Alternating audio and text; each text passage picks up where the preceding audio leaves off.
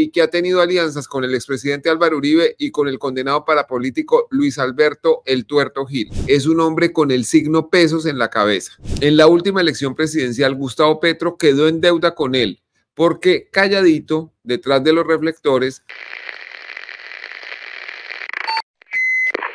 El reporte, coronel. ¿Cómo están? Qué gusto saludarlos. Este es el reporte, coronel.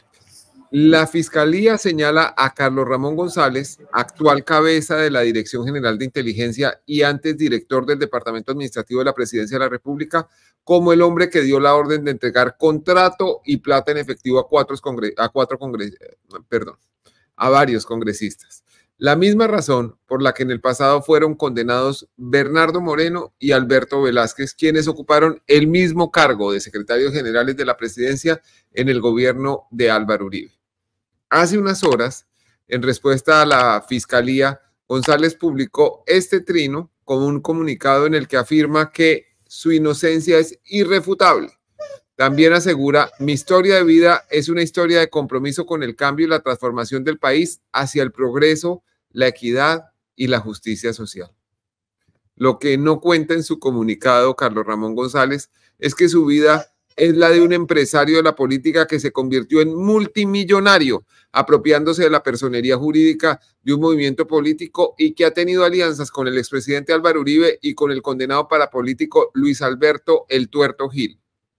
González, ahora señalado como el papa de los cónclaves para repartir plata en efectivo y contratos a políticos, tiene una enorme fortuna personal que ha hecho a la sombra de la actividad política. La unidad investigativa del Tiempo revela hoy que su patrimonio bruto declarado supera los 12.500 millones de pesos y que tiene numerosos bienes a su nombre en Bucaramanga y Bogotá, entre ellos una casa en el conjunto campestre Cacique 2, 2 lotes, una oficina en el centro comercial Metropolitan de la capital santandereana, 5 apartamentos en el norte de Bogotá, 2 lotes en Puente Nacional Santander y uno en Zipaquirá. Cuando el periódico le preguntó por sus cuantiosos bienes, Carlos Ramón González respondió, abro comillas, ser exitoso en un estado capitalista no es un pecado. Hasta ahí la cita. El innegable éxito monetario de Carlos Ramón González siempre ha estado ligado a la política. Después de el resonante éxito que tuvo la Alianza Democrática M19 en las elecciones de 1991 para escoger Asamblea Nacional Constituyente y en las del reemplazo del Congreso revocado, el movimiento ADM-19 se estrelló en las elecciones legislativas de 1994. Solo logró escoger un congresista y la personería del movimiento se convirtió en un papel sin valor en el cajón de un escritorio del que terminó adueñándose Carlos Ramón González. Ahí, básicamente como empresario de la política, Carlos Ramón empezó a amasar su fortuna.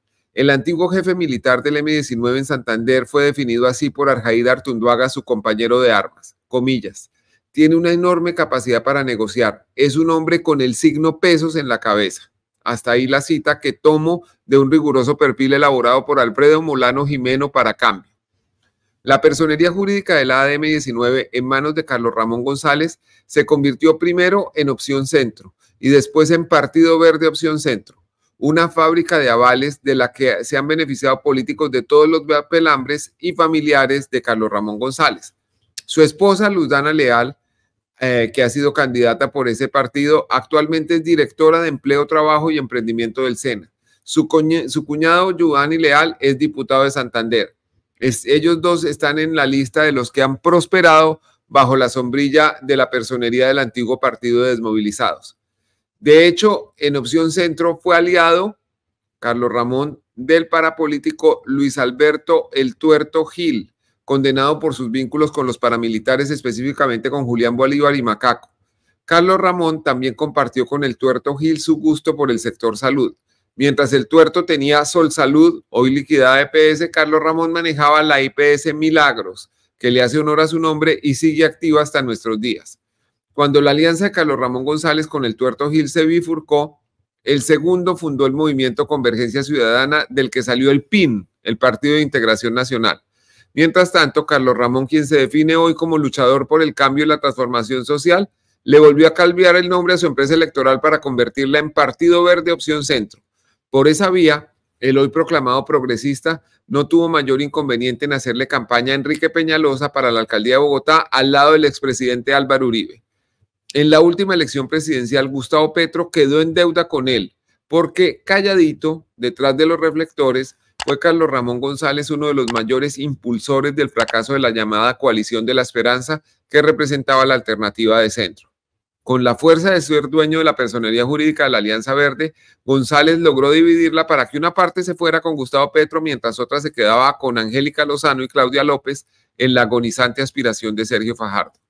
La estocada de Carlos Ramón González fue definitiva y la provechosa división de los verdes sigue dándole réditos. Esta hazaña política por encima de cualquier otra fue la que terminó convirtiendo a González en uno de los personajes más poderosos del actual gobierno. Un escalofrío recorrió la espalda de varios sinceros amigos de Gustavo Petro cuando le dio por poner a Carlos Ramón González al frente de la antigua Secretaría General de la Presidencia. En la audiencia judicial de ayer, por la corrupción en la Unidad Nacional para la Gestión del Riesgo UNGRD, la fiscal Andrea Muñoz afirmó que de manera contundente que el pago por 3.000 millones de pesos al presidente del Senado, Iván Name, y el de 1.000 millones al presidente de la Cámara de Representantes, Andrés Calles, fueron ordenados por Carlos Ramón González cuando era director del DAPRE. Él alega a su favor su hoja de vida, hágame el favor. Leyendo el contraevidente comunicado de defensa de Carlos Ramón González, recordé una fábula del poeta Rafael Pombo llamada El gato guardián. Esa fábula cuenta la historia de un campesino que, para evitar que los ratones se le comieran el queso de la alacena, trajo un gato a cuidarlo. El triste y previsible resultado fue que el gato se comió el queso, el mismo queso que le han puesto a cuidar. Por eso concluye Pombo en verso brillante: gobiernos dignos y timoratos, donde haya queso, no mandéis gatos. Este fue el reporte coronel de hoy. Estoy atento a sus preguntas o inquietudes. Hola, Daniel, ¿cómo estás? Bien, señor. ¿Desde dónde se comunica? De Bogotá. Pues lo escucho con atención, señor. Vale, muchas gracias por dejarme participar en tu excelente programa. Daniel, no, pues simplemente para preguntarte o pues para ver tú qué piensas, ¿cuál es la responsabilidad política que tiene el presidente Petro en estos momentos? ¿Es suficiente ese perdón escueto o efímero que dio en el Congreso hace poco tiempo? ¿Es suficiente ese perdón? ¿O debe tener una mayor responsabilidad política el presidente, que fue quien directamente nombró a los hoy implicados en el caso de corrupción? Sí, yo creo que la responsabilidad política no es solo una declaración oratoria, sino que tiene que tener consecuencias, y además debe el gobierno tomar acciones para que personas como estas no sigan en el gobierno.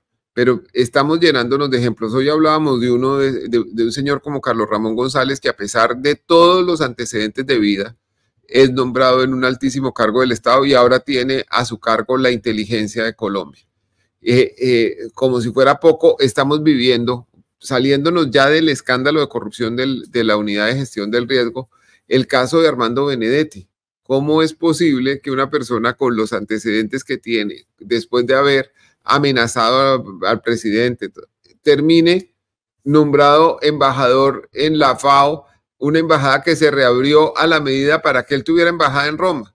Entonces, todo eso se vuelve inexplicable realmente. Uno tiene que pensar que el gobierno no solamente debe ser honesto, sino parecerlo, y deja muchas dudas el hecho de que nombre personas como estas en altos cargos del Estado. Muchísimas gracias, señor. La última cosa, una tras otra, digámoslo así, embarrada, por no decir otra cosa, sobre el señor Armando Benedetti, que hace poco con este escándalo, que no es menor, con su esposa, dicen que hasta sacándole cuchillo y todo. ¿Cómo es posible que ahora el presidente pues no haya dicho hasta el momento absolutamente nada? ¿Qué le teme o a qué le teme? Sí, señor.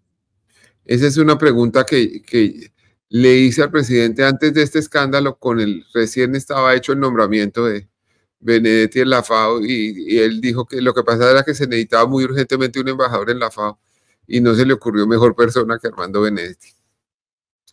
Esa es la realidad. Gracias. A usted mil gracias, señor. Vamos con otra persona.